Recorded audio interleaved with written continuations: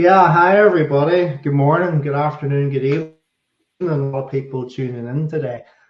So welcome along. I'm Alan Stranahan, so I'm part of the product marketing team at Wind River, specifically what we call Edge, which is the intelligent edge embedded device systems, VxWorks, the real-time operating system, of course, and the Helix virtualization platform. We also have other areas there at the edge, such as Linux as well, and then our wider portfolio also, which we'll talk a little bit about. But let's get started. So this one's all about migrating to the Wind River VxWorks RTOS, migrating from BlackBerry Unix to the RTOS, okay? And what we're gonna cover today is really ostensibly three parts, okay? Case for migration, which I'm gonna do, and then look at a little more of the technical meat, which I know a lot of you have come for with my colleague Matt, so migration considerations. And then we'll come back to myself to look at life beyond migration as well. And then, we'll take all the Q&A as well. So looking forward to this today. We're excited about it. I hope you are. So first of all, in terms of case for migration, let me kind of start by talking very quickly about, your decision to migrate. What really fuels that decision? And there's a number of things, some or all would apply in your situation. The functionality, cost value, the kind of service the company you'd migrate to gives you, compatibility with other products. Of course, security and reliability are paramount. The degree of training that you get, innovation, future proofing, and how that company sees its way forward with innovative functionality, very important as well to staying long-term relevant. How we do regulatory compliance, and of course from peer feedback and so on. And you're kind of coming at this because you want to improve maybe your operational efficiency, reduce your costs, UX, the changing business conditions and technological advancement are kind of forcing you to look at what's next. So there are many, many things that come into play as you make a decision to migrate. We're very, very aware of all of that. So in terms of what we can bring to the table as you would look to migrate, we're talking specifically here about VxWorks, happens to be the world's most widely deployed RTOS. And in terms of, the positioning of VxWorks, we recently upgraded our website and we put up new messaging and so on there. And really, some of the key pillars I just wanted to talk to you briefly about here, and I've called them the things here in green and black here, the edge of performance and scaling and so on. Things that are very, very important within the product. So if you migrate, you can be sure that there are things that obviously, pretty much may well be present with your existing RTOS, and BlackBerry Unix, of course, very good, very strong. But as you migrate to VxWorks, we have those capabilities as well, and a wider holistic solution that will help you. But for VxWorks specifically, in terms of performance, we like to look at feature functionality in performance around kernel design and so on. Certainly we do address that kind of thing, and you'll see it on the slide there where we call superior by design. I'll come to that in a moment. But in terms of edge of performance, TSN capability is one of the areas where we lead. We play a lot in the A&D sphere, but also, of course, increasingly with our active ownership in the automotive sphere. And so TSN, which of course is time-sensitive networking, the ability to use the Ethernet connectivity between modules or components and have that real-time type communication there, is an area where we lead with our integration of TSN. Okay, AI/ML integration, making that easy through TensorFlow, NumPy, various libraries, very, very important as well. So that's the kind of leading functionality we've got. And of course, Unix would have that as well. But I just want you to know that we have this, and our objective is to continue to lead, especially in the TSN area where we do. And I would draw your attention to a recent white paper and so on that we put out. It's on our website, and you can check out that kind of thing. Scalability, multi-core, mixed criticality, that kind of scalability, multiple BSPs, of course, is the name of the game, and we continue to work with every release that we put out. We put out typically 2 releases a year in our cadence with VxWorks to ensure that we can give you the choice of where and when you want to take that release and ultimately scale. Functional safety, cert evidence, there are a number of them. I've included ASIL D here, thinking more auto, but we're wider than that, of course. We're in other industries as well. So we have the cert evidence there. And I mentioned earlier the kernel thing. We don't get too hung up on kernel arguments, monolithic versus microkernel. We prefer both are excellent solutions. And I know QNX likes to talk a lot about the microkernel. We will talk about monolithic, but they're both excellent ways of approaching it. It's more about the functionality. It's more about how you actually deploy your system, of course. And there, in terms of deployment, in terms of that support, we have the Wind River secure development life cycle and our security center as well to support the product, which are very, very proven in the industry. And then one of the key things then, redefining time to market. Very important area. We all talk about the time to market with embedded systems these days. We do have support around Graviton Elastic Compute Cloud, which is obviously AM64 based processor. We have that. Of course, QNX has that as well with what they call Accelerate. And we also have OCI container support as well. We're conscious that QNX is also going in that direction, which we're pleased to see because it validates something we did a couple of years ago in introducing containers into the product. And of course, Studio Developer, our specific DevSecOps solution on top of it all as well, which is a key differentiator for us. So really, that's what you'd be coming to when you migrate. Really, if you think of the 3 tenets: performance, scalability, determinism, the safety, security, and the reduced time to market. And you look at our website, you'll see a lot more detail about that for enabling cost-effective development there, okay, and driving innovation and so on. So that's a snapshot look at VxWorks. Widening things out a little more, and I've got a table here which is a very high-level product comparison, and you can see, BlackBerry QNX, again, excellent stable of products. We have and of course we have the containerization already deployed, and we've had that for some time, as I mentioned. Last year, so that is in the field, and of course Studio with the DevSecOps solution,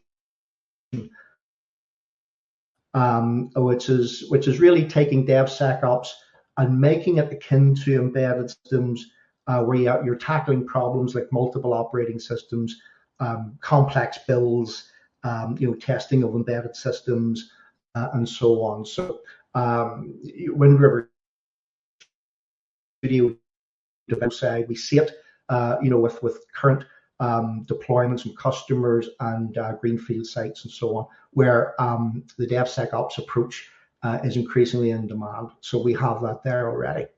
We do have some specific middleware type products, and we know QNX has that too, but we have those through our ownership with Aptiv, which as the Aptiv framework is one of the leading comparison there between ourselves and BlackBerry QNX in terms of, if you migrate, what you would be coming to in terms of a wider holistic solution. All right, hi guys, hope you can hear me okay. Yeah, apologies for the internet snafu earlier. I think they're doing work in the area. We'll keep my video off and we'll just go audio. So I just wanted to jump back, mapping into more detail there. I was talking about our holistic approach when the internet jumped in and stopped me. And really just to kind of round off, just putting it all into context now, where this all plays in a bigger picture very briefly. The symbol there, the V shape, is VxWorks. The Helix platform, which is Helix Virtualizer, which is our hypervisor product. And of course, we have an extensive Linux offering at the edge that we're continuing to evolve. And we'll be releasing more information on that area soon.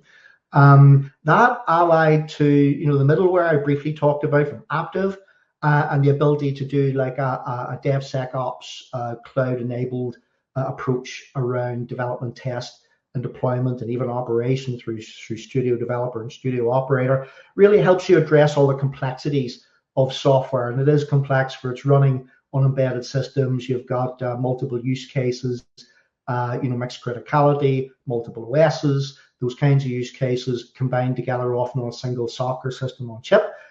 So software is complex. The hardware is increasingly complex with multi-core, very advanced processors. So it's quite a heady mix. You add that into cloud connectivity and you're realizing the intelligent edge benefits. My point in this slide is across multiple industries, this holistic approach, Edge, Studio, and with Aptive middleware is absolutely foundational to it all. And as you migrate to VxWorks, you're becoming part of a much, much bigger offering that is available to you, the best in the industry, without a doubt. And I'll just go to the next slide if I can advance. Okay, and very quickly, just building on that, the world's most trusted RTOS, the VDC continually ranks us that way. That report is available if you're able to access it, shows where we play, and of course QNX very strong in automotive, of course, and then other areas where we dominate. So you're coming to the company's massive experience. Welcome everyone. My name is Matt Heffernan, and I'm going to go ahead and talk to you a little bit about really the heavy lifting that goes into moving from one RTOS to another. And so this consideration slide is really an overview of the path we're going to take in this webinar. And so first we're going to go ahead and talk about different RTOS. You may have to change that RTOS due to being purchased by another company, right? A larger company buys yours and somebody makes a decision, or a new management team comes in and they go ahead and decide that you're going to use a different RTOS or some other factor. As developers, a lot of times we don't have that ability to control those types of situations. We're just tasked with the particular work.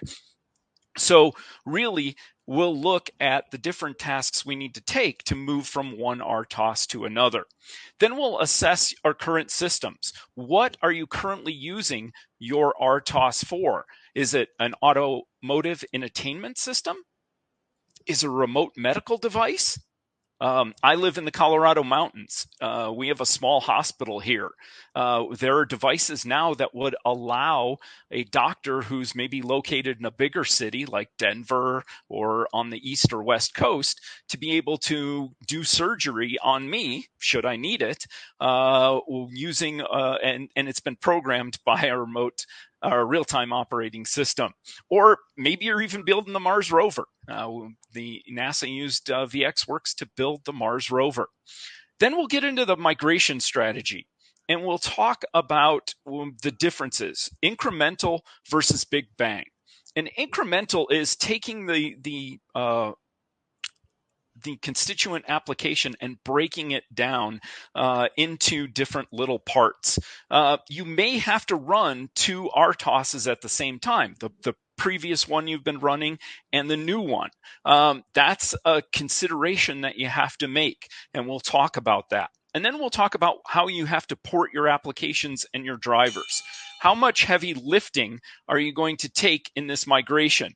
Where does most of that lie? And I apologize if you guys heard a beep there. I'm a volunteer firefighter, so I'm on call 24/7. I'm not going to get up and leave you, but that's some of my pager going off right there, so I apologize. Then we have a test and validation. After I've gone ahead and ported my drivers and my applications to my new real-time operating system, well, does it work? Does it run? How can I go ahead and use specific ways to test my application so I can ensure it does what it's supposed to? We'll talk a little bit about tooling and support. We'll look at things like, the education team at Wind River, the support team, professional services, all these teams at Wind River that are available to help you. And then we'll talk a little bit about some case studies and some success stories. I have picked out 3 case studies for you, really focusing on what the customer was doing with the real-time operating system. They weren't necessarily migrating from one RTOS to another here. They were actually just using VxWorks to go ahead and solve a problem. And the first one will be Bosch Motorsports. And Bosch Motorsports actually builds engine control units for race cars. And we'll talk about how they were able to go ahead and design a new engine control unit in half the time that they normally did. And so they were able to win a lot of successful races, including the winning team using their engine control unit in the 24 Hours of Le Mans. Then we'll look at Riverfield. And Riverfield was one of the companies that used a surgical robot that had force sensing. If you're using a robot to go ahead and cut and to do surgery, you want to see how much force. The doctor on the other end of that machine is going to want to make sure that they're using the appropriate force. They're normally used to doing it because they have the scalpel in their hand. It's a different sensory perception when they go ahead and do that using a robot. And so Riverfield used VxWorks to go ahead and make their robot actually have sense to touch so that it gave feedback to the doctor. And then the last one is my favorite. I'm a car nut. And so Magneti Marelli Motorsport, they did an on-vehicle telemetry logger. And really what it was doing was transmitting real-time performance data to the racing team. And it was encrypted, so they could sit at their laptops as the cars went around in Formula One and see what's happening. So they can do things like mix the fuel-air ratio in the engine to get a better performance. And why is this important? Because a few years ago, Formula One went ahead and all the cars in Formula One are aerodynamically the same now. So that's important because now the competitive advantage in racing comes from being able to adjust your performance data to make your car perform better rather than taking advantage of aerodynamics since everybody's the same. So, and then when we get to the Q&A session, I'll turn it back over to Alan. I also have some great colleagues, Chris Foran and Jeff Russo, who are experts in VxWorks, and they are going to go ahead and participate in our Q&A session. I thank them for taking time out of their day today to join me. I guess I owe you guys lunch. So let's go ahead and continue on. And we'll talk about what are some considerations you need to make when you're choosing a real-time operating system. The first one is you need to go ahead and look at the kernel. What footprint does the kernel have? A microkernel or a monolithic kernel?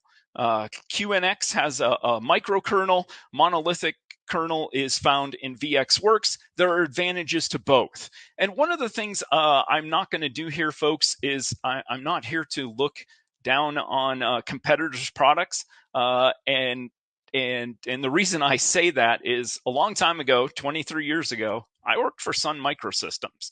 And at the time, we had a CEO who trashed our competitors' products.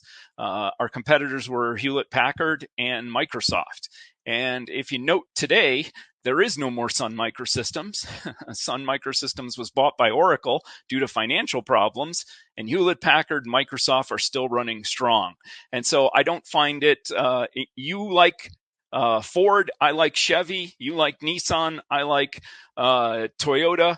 To use a car analogy, that's what we need to talk about when we're looking at RTOSs as well. What advantages does that particular system have to help you do what you need to do to solve the problem that you're building? We'll also talk about interrupts. And you need to consider the interrupts, and you need to consider things like the interrupt latency. How long does it take for the kernel to interrupt the CPU? The interrupt response time. which is the delay between the occurrence of the interrupt and the time spent by the kernel before it executes that first interrupt service routine instruction. And then the interrupt recovery. How quickly can we get back? How can we return the stack and registers to memory and move on with that particular task? We need to look at multitasking. VxWorks provides a real-time kernel. It interleaves the execution of multiple tasks, employing a scheduling algorithm. By default, the scheduler runs what is known as a preemptive algorithm. And that preemptive scheduler guarantees that the highest priority tasks preempts a lower priority tasks. So we can make sure whatever task is the most important gets run first.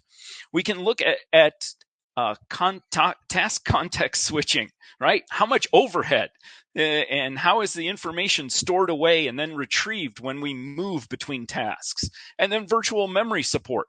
VxWorks uses a singular common address space for all the tasks. So it avoids mapping virtual to physical memory mapping. But your application may have been designed to take advantage of virtual memory support, and you can use the VxMem library to go ahead and use virtual memory support. So do a little comparison here. As I said, just architecture. QNX, again, separates the kernel from user space, and we'll see that on a diagram coming up here. And so the kernel size, the core of the QNX real-time operating system, it runs and can fit in level 1 cache. The engineers at Wind River decided to do it a little differently, and we have a monolithic approach. So everything is used in the same address space. So we have the kernel and a whole bunch of other components that lie in the same space. And there are advantages between both. We have both QNX and VxWorks have Eclipse-based integrated development environments, and QNX has Momentix tool suite, and VxWorks has our Workbench. Both are leaders in deterministic real-time performance for critical apps. Networking and IoT are similar in terms of various protocol support and rich networking communication stacks. And there are numerous certifications and compliance. For example, both QNX and VxWorks are POSIX PSE 52 compliant. Alan's talked a little bit about the market focus, and we'll get back to that a little bit more as he rounds out his portion of the presentation. So, some architectural considerations. Here on the left-hand side, we have the microkernel. And we're going ahead and seeing that there's just a little bit of space for the kernel, micro being small. And then it uses inter-process communication messages between processes to obtain. So there's communication going from the kernel and up to all of the different areas here. This being QNX on the left-hand side. For VxWorks, we choose to have a larger kernel space, and we keep the device drivers, the scheduler, the file system, and system calls all within the kernel space. So there's less overhead for context switches because system calls are in that monolithic kernel space. They're all in the same space. Device drivers are more responsive to manage because they're integrated into the kernel, and it's easier to implement and upgrade the kernel because of all the components are compiled together. So for a development team with an existing intellectual property developed for a particular RTOS, deciding the kernel type, looking at the trade-offs between monolithic and microkernel are secondary to the effort required to migrate to those operating systems. And rewriting code is non-trivial. And on the right-hand side here, we kind of see these are all the steps and the lifting that's going to be required. Now, I have this expanded in another slide, and we'll go ahead and look at it in depth there. So there's just a little quote here, right? When organizations decide to move their applications from one environment to another, doesn't matter what that environment is, the strategy they choose for migration plays a critical role in the operation's success and efficiency. So you're going to have to do planning. And I like this slide because it has a road. What's the road? What are we seeing down the road here? I have to plan. Just like if you were going to drive a trip, take a trip across country, I'm driving, I'm going to go ahead and plan. What kind of rest stops are we going to have? When are we going to get fuel? If you're using an electric vehicle, where are the charging stations? You have to plan that ahead, and the same with migrating your application.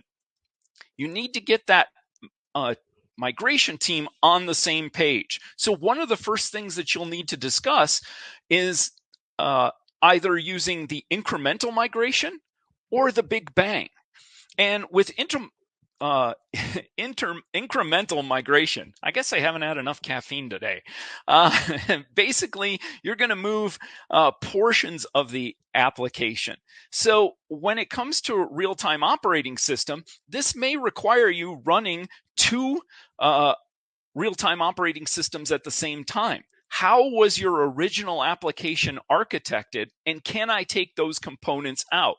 If it's a vehicle, for example, can I run two different RTOSs, one maybe using for focused on the entertainment system, one focused on the engine control unit? I have to go ahead and see if we're capable of breaking those up. With the Big Bang, it's all at once. I'm going to go ahead and essentially turn the lights. It's like a blue-green deployment. We have on the one side our application written in one real-time operating system, and now we're moving to VxWorks, and now I'm going to go ahead and recreate my application, my device drivers, everything, and then at one point we'll switch. And so in order to do that, we need to do things like identifying our dependencies.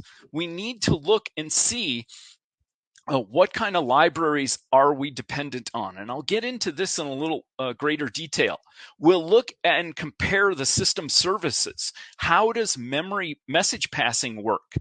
If the architecture of the RTOS is different, I have to understand how that message passing works, how memory management is taken, how scheduling is taken.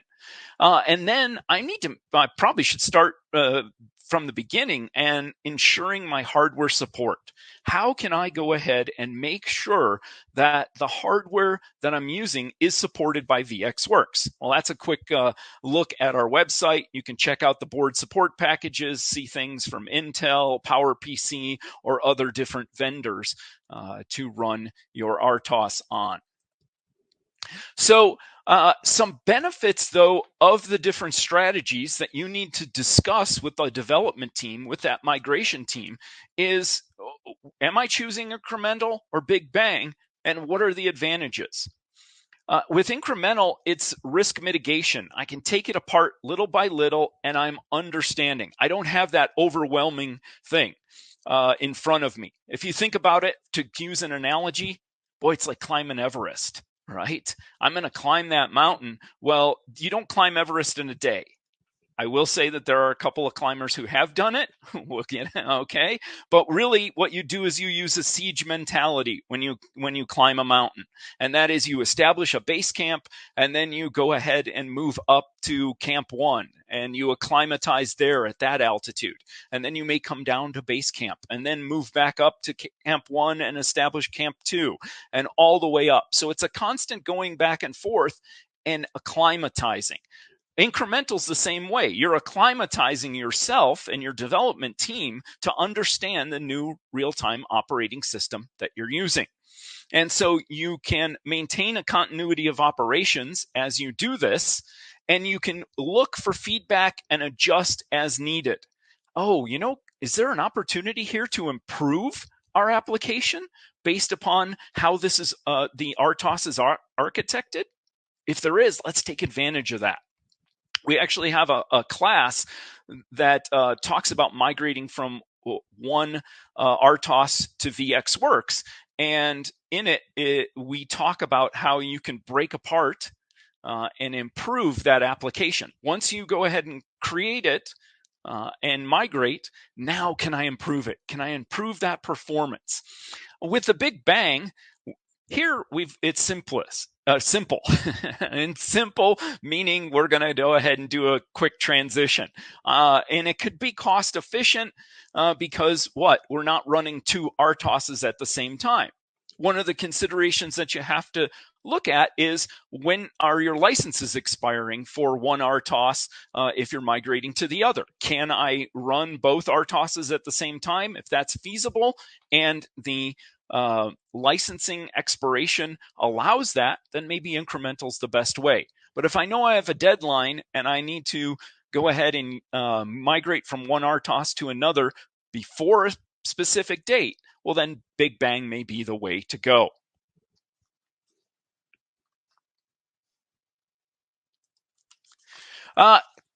This is really important, the code porting.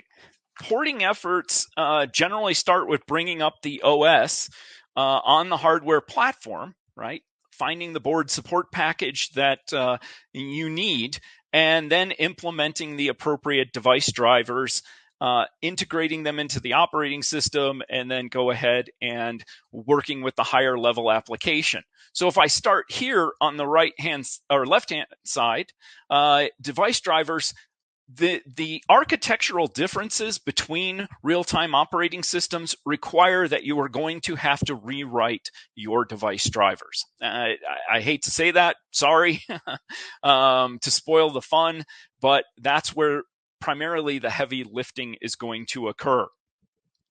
The system calls and APIs. There are some system calls and APIs that are quite different, some that are very similar. And so you need to go ahead and look at that. An example would be that a thread or a task state we could use within QNX. We might use a mutex because they uses threads, whereas in VxWorks we call it pended. It's a pended task, and so understanding that terminology and understanding how they move together is very important. One of the other things to note about the differences between the RTOSs is that VxWorks allows you to run in a kernel module, or a real-time process, which runs in user space. And so you can define how you want to run those 2 different processes and the advantages of those. The networking program is pretty similar, and that's very good. They're similar networking structures, so there won't be a lot of heavy lifting moving between the 2. And lastly, the application. The application, we can recompile, link it, and run, usually because it's hardware diagnostic. Now, some of the things to think about as well are hardware functions. And there are really kind of 4 broad categories to look at in terms of functions. You might not have any changes necessary in a particular function, right? Both support studio functions, both support POSIX functions. And so something like printf, it can be ported from one real-time operating system to another. I might have to change syntax and use a one-to-one mapping. If I'm going to use timers, for example, QNX likes to use libc library, whereas VxWorks, it's called the timer library. Okay, I need to be aware of that and move that. I may have a function call that maybe must be emulated in VxWorks. Or lastly, I may have a functionality that has no equivalency between RTOSs. In that case, then it's necessary to hand code those parts of the application code to fit the new architecture. So after I've gone ahead and ported my application, after I've done the heavy lifting, then how do I know that this actually works? And VxWorks has a built-in debugger. And we'll go ahead, it's in the VxWorks workbench, and we'll talk about that debugger. And you can debug both your downloadable kernel modules And what that is source code written in C or C++ that allows you to provide kernel libraries to support a kernel application. The real-time processes, we can build an RT project and deploy it as an executable. And it will end up in protected memory by the memory manage unit. So this is great for robust systems, and we can use it in either the command line or the workbench IDE, CLI or the CLI. Okay. Some of the things to think about between a downloadable kernel module as a downloadable kernel modules, there's no VxWorks API overhead for that kernel application because the downloadable kernel module runs in the kernel. The API call is just simply a function. And there's a flexible entry point, very useful. Some of the drawbacks, though, to a downloadable kernel project is it's vulnerable to the effects of the kernel application defects. So if I've written incorrectly some code, that downloadable kernel module may be defective and take down our application. With the real-time process, some of the advantages, it makes software resilient because it's running in user space. It's not running in the kernel. And the memory protection does not come at the expense of any real-time determinism. And it's easier to port, actually, Unix software to VxWorks RTP projects. And so that's good. Plus, it's POSIX compliant. Some of the drawbacks for RTPs, the user mode RTP process kernel API calls have a higher latency because they're not running in the kernel. There is a little latency there. So you have to, again, how critical is this RTOS? What am I doing? And can I use that? And lastly, it says there on the bottom, it uses the target communication framework to communicate. The target communication framework allows VxWorks to talk to the board. And it's a protocol framework that we can use to allow us to work with the services on that target board. And it was developed by Wind River in collaboration with some other industry partners and with the Eclipse consortia. So again, going back to what we saw in one of the first slides about how Workbench is Eclipse, an Eclipse-based IDE. So we'll look here. Built into Workbench are two debugging modes. And so you choose the debugging mode that is best for you and best for what you're working on with that particular application. And so you've just ported your application. How am I going to be able to debug it? Well, these tools are built in, right? You don't have to go get third-party tools to start. With application mode, you can, on the left-hand side here, you can go ahead and debug most user mode and kernel mode apps. You can set a breakpoint. The one thing to note is that it is not suitable for interrupt service routines. If you want to look at interrupt service routines, you need to use stop mode. With stop mode, the OS awareness needs to be provided to the target. It's great for debugging device drivers and ISRs. So as we just saw in this presentation, the heavy lifting from one RTOS to another comes from rewriting device drivers. And so using stop mode is one of the great tools to go ahead and ensure that your application is working properly and you successfully ported that device driver. Some of the other things with regard to stop mode has great OS awareness, and we can do things like list our targets and our cores and their contexts, whether it's uniprocessor or symmetric multiprocessing. We can list kernel tasks. We can list RTPs and their tasks. We can display registers in memory. We can provide stack traces for tasks. We can list the kernel modules and list the RTP shared libraries. So these debugging modes give us a wealth and a depth of insight into how our application's working on that particular board. You can use both modes simultaneously. One thing to note, though, is if you're using both application mode and stop mode, the application mode breakpoints are disabled when stop mode is in use. So we don't want the two fighting each other.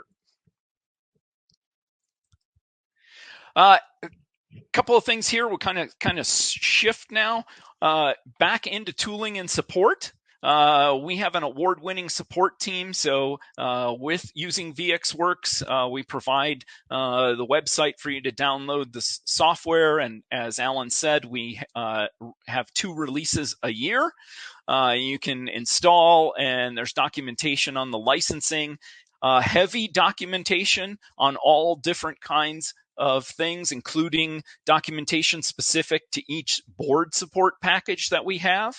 There's lots of training. We have instructor-led training, so you can have a live instructor like myself here talking to you over a time frame, built with labs so that you can get that hands-on experience. Or we have e-learning. We offer the same classes in e-learning, and that e-learning allows you to go ahead and do self-paced. That's nice because, as you know, life doesn't stop when you're in class. And so whether that's your personal life or your professional life, you can take it as you need to. There's also a knowledge forum that you can communicate with and ask questions and get VxWorks experts to answer your questions. So coming up on one of my last slides here, and there are a whole host of different case studies and success stories that you can find on windriver.com/success-stories. Highly recommend that you go out there. As I said before, the 3 I want to highlight real quick here is Bosch Motorsports, their engine control units. That joins the hardware and the software architectures to create really a brain on 4 wheels. And Bosch needed to deliver a new improved product in order to retain market share. Competitors were getting ahead of them in terms of their design of engine control units, and they didn't want to lose out. And so what they did, usually it takes 18 months to 2 years or 24 months for ECUs to be developed. And Bosch was able to cut that in half by 50%. And so they were able to deliver new engine control units to their customers, and those customers actually ended up winning the 6 hours of Silverstone, the 6 hours of Spa, and of course the crown jewel of World Endurance Championship Racing, the 24 hours of Le Mans. Riverfield is a first surgical robot with force sensing. As I said when we started, right? If I'm a surgeon and I'm cutting, I know how much pressure I want to put on the scalpel as I cut. I hope no one's eating lunch. Makes me nervous. Anyway, and if I use a remote robot to go ahead and do surgery, does that robot know the appropriate sensing? Will it stop when it needs to, when the surgeon says, stop cutting here? Or will it continue on? The benefit of a real-time operating system is that we will go ahead and stop as needed. In fact, Riverfield required 1 millisecond level processing requirements for surgery, and that makes sense. And so what had happened was most of those robots don't provide that kinesthetic sensation during surgery, and it hampered professionals. Doctors, surgeons were not comfortable using the remote surgery devices. So one of the things is that Riverfield came up with a pneumatic system, and that pneumatic system provides for that kinesthetic feedback, and you don't need to use a force sensor. And what that does is make the system less expensive and more suitable for compact and lightweight applications. And so that's what they were able to do using VxWorks. And so they were able to deploy a pneumatic force, a remote surgical robot that allowed for high speed and precision. And that's very important. the last one to talk over before I turn it over to Alan is the Magneti Marelli Motorsport. And I think this is fascinating. A few years ago, F1, Formula One, and I don't know if there are any Formula One fans out there, but the body that controls Formula One went to their customers being the fans, and said, hey, I got a question for you. What do you want to see more in our racing? And they said, we want to see more close races, right? Each one of my hands here is a separate car. We'd like to see the cars side by side or right on the tail of each other. The problem was that, and if I use my hand here as a car, the way everyone got to design the body of their car themselves. Every team got to design the wings and how the air flowed over it themselves. And so one of the things that they would do was design the air so that it would come over the car and force downward.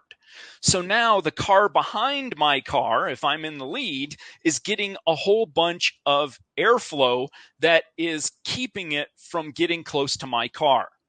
So F1 worked with a number of companies, another of engineers, and they actually used the simulations on Amazon Web Services.